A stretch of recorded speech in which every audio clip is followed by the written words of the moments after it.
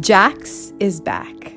I hope you're all doing well. I hope you're getting things done that you never thought that you would have the chance to get done without a vacation. I hope you're all staying healthy. And I feel as though it seems so long ago since this started, because that's exactly when my podcast started.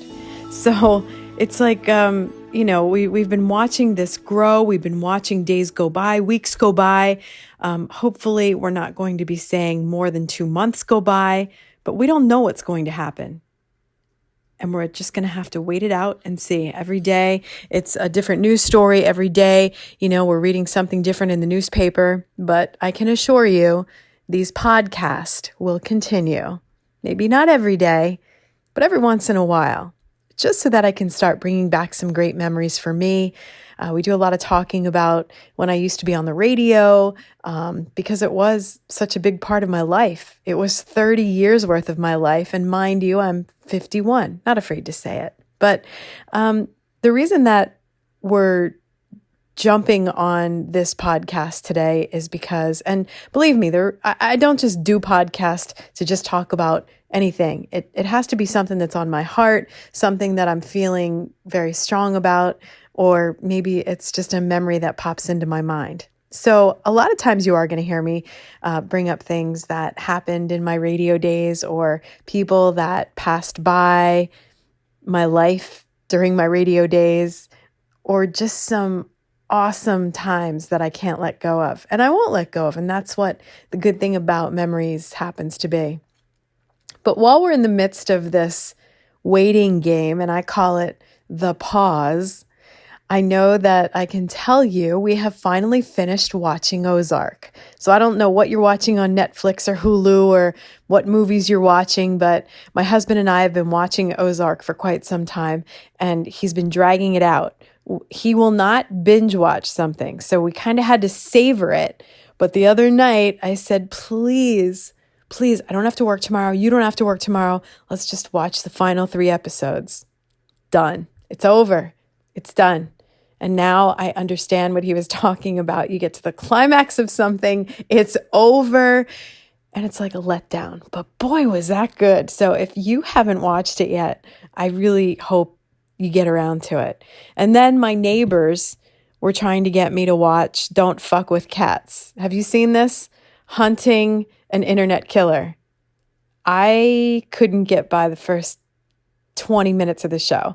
So that was the end of that. And they're like, just fast forward it. And you can, I do like these documentaries. I enjoy watching, mysteries and different things like that. But no, there was no way. And then there's the Tiger King, which I watched the previews for it and I couldn't get any further on that. So aside from watching Netflix, I'm also teaching myself.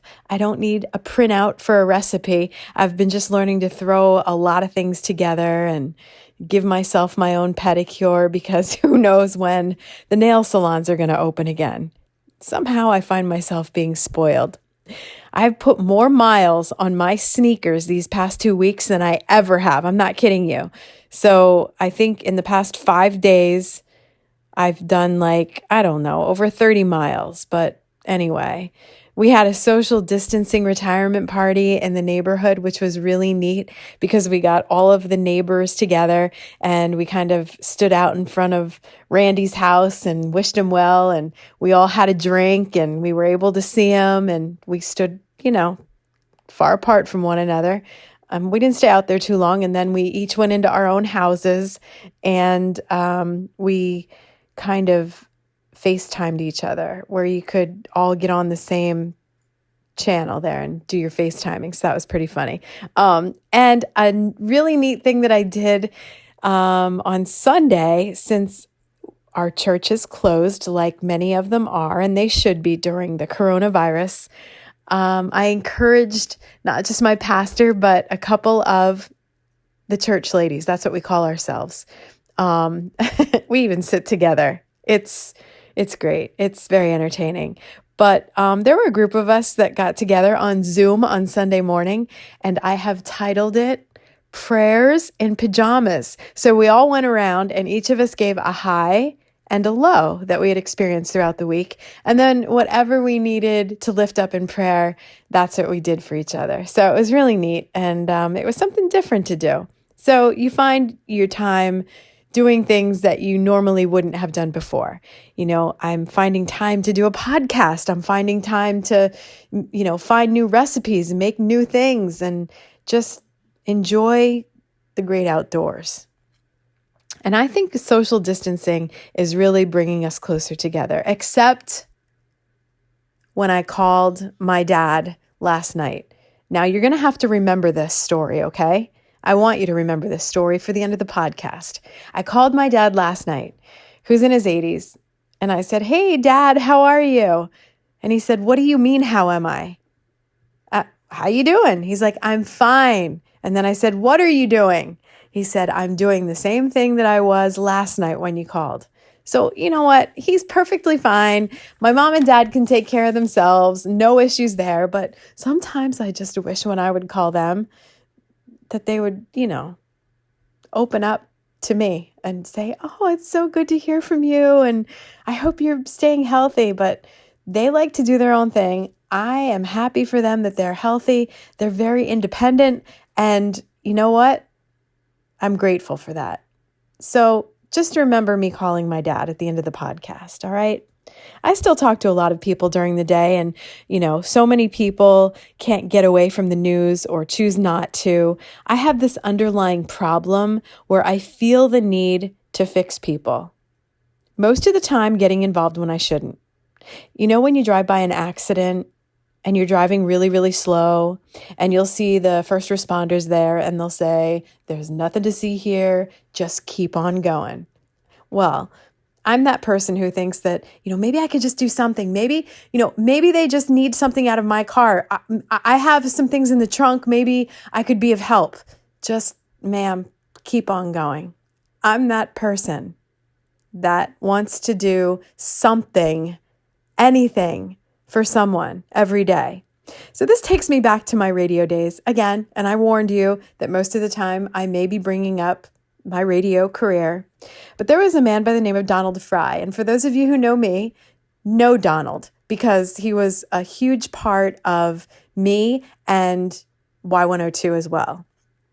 He dubbed himself Donald from Boyertown, and that's where he was from.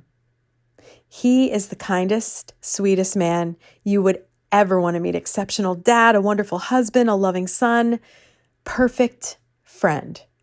His passion was helping others.